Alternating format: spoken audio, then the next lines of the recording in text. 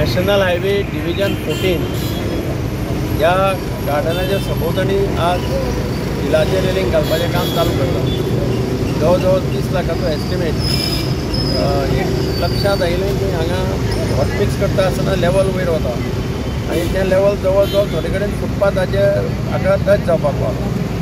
म्हणजे ताजे खातीर एक सेक्युरिटी लोकी वतात फुटपाथा वयल्यान करून तांकां एक सेक्युरिटी आसची म्हणून मागीर डिव्हिजनान म्हणलें की फूल रेलिंग घालया सद्या. ताका लागून ह्या रेलिंगाचो एस्टिमेट केल्लो. आज ते कॉर्पोरेटर येवन आज ताजें काम चालू करता. फुल रेलिंग घातलें गार्डनाच्या भोंवतणी करतले. ज्या जाग्यार झेब्रा 4 ओपनिंग आसा. झेब्रा क्रॉसिंग खंय दवरला तें ओपनिंग.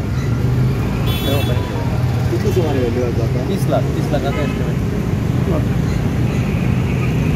डिव्हिजन काम करता त्या डिव्हिजनाची जबाबदारी कितें प्रॉब्लेम आसले जाल्यार असिस्टंट इंजिनियर आमचो राजेश गावडे आसा. ताणें तें फुडाकार घेवन तें केलें सर. कितें आसलें तो पळयतो. ड्रेनेज सिस्टमूय मातशें सारकें दवरपाक जाय. ना हे आतां रोड परत कितें करता पळय तेन्ना मागीर तें मातशें प्लॅन करून करता.